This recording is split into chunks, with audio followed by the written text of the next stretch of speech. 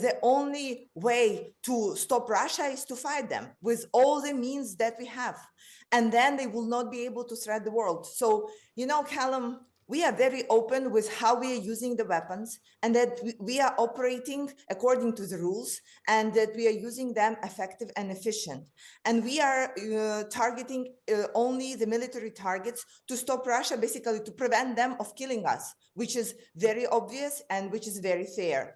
So I think, first of all, I want to share the gratefulness on behalf of Ukrainian people for their support that Mr. Cameron confirmed for us, but also for giving us an ability to survive, to defend ourselves. Russia has accused Lord Cameron of a direct escalation after the Foreign Secretary said Ukraine can use British weapons to strike targets inside Russia.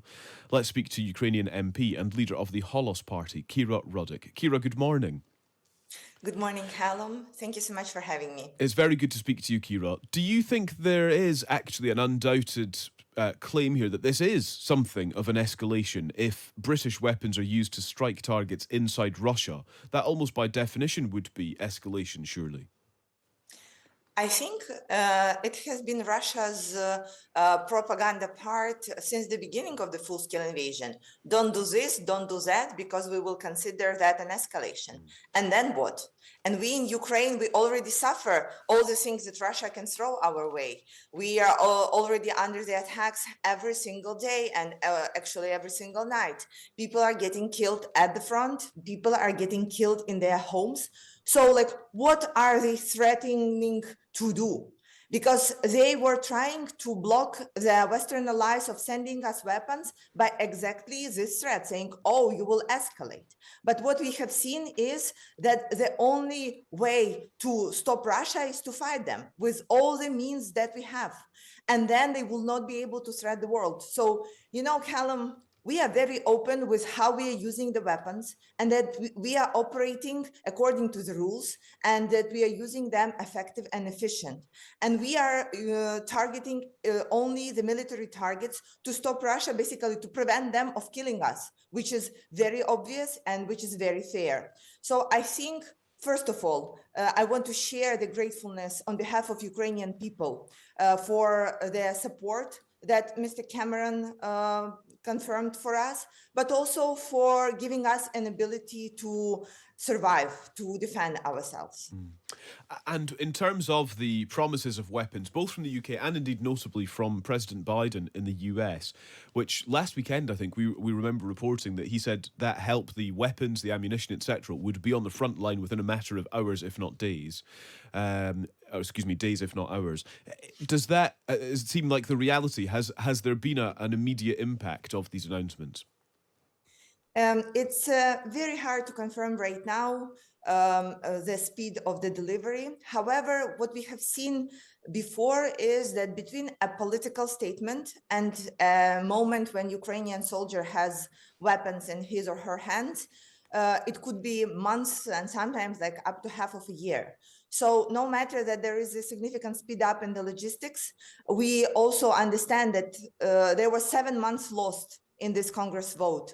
And it will be very hard to compensate for this lost time. And we really hope that our allies are working with us on improving the logistics and the delivery times of those weapons.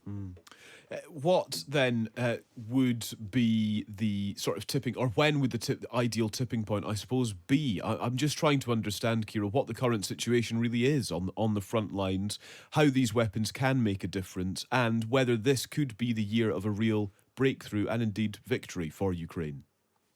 So it will depend on a couple of aspects. The first one is not only the United States and United Kingdom's weapons delivery, but also from other of our allies. And when we are talking about weapons, it's mainly ammunition that we need badly and Russia is manufacturing very quickly.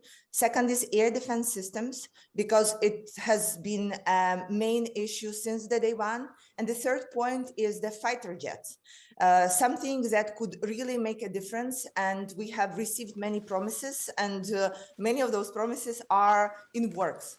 So if we get all the political agreements, promises delivered quickly, then we can talk about having the breakthrough at the front.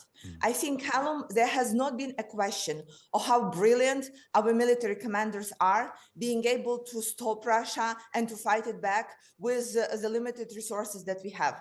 However, we cannot be fighting the enemy empty-handed. So the main question still remains when and in which amounts we will get the promised weaponry and ammunition.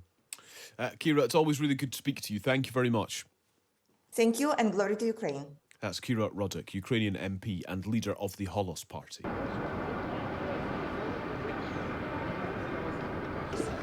Hi. Hello. Hi, how you doing? Very well, thanks. Nice to meet you. Thanks. How's your trip been? Is based in the fact you have a majority in Parliament.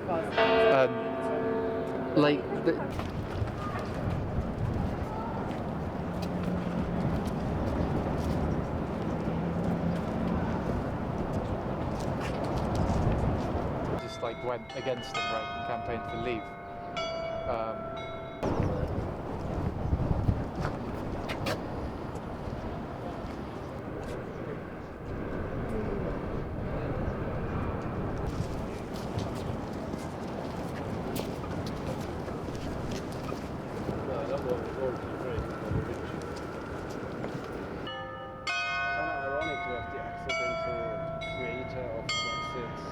Well, the UK is once again absolutely leading the way in how we support Ukraine. The announcement by the Prime Minister that we will give £3 billion every year for as long as is necessary, and we've just really emptied all we can in terms of gifting equipment, and the biggest amount of equipment we've been able to give so far, and some of that is arriving today. How to use these weapons? They're defending their country. They were elite. In terms of what the Ukrainians do, in our view, it is their decision about how to use these weapons. They're defending their country. They were illegally invaded by Putin, and they must take those steps. We don't discuss any caveats that we put on those things, but let's be absolutely clear. Russia has launched an attack into Ukraine, and Ukraine absolutely has the right to strike back at Russia.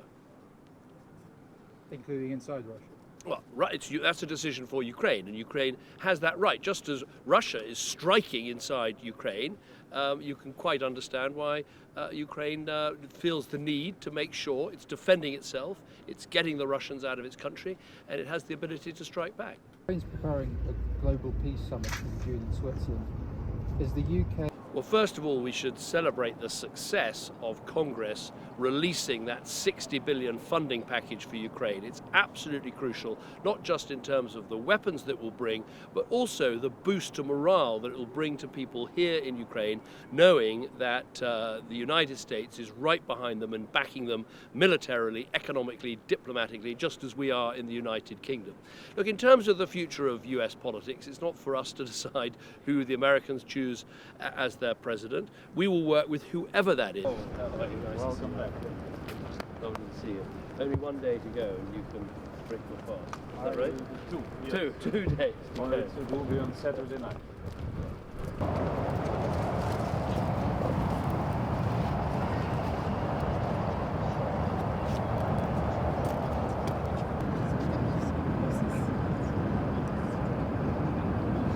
It was completely destroyed by Bolsheviks, razed to the ground. In independence, there was a big public movement and fundraising.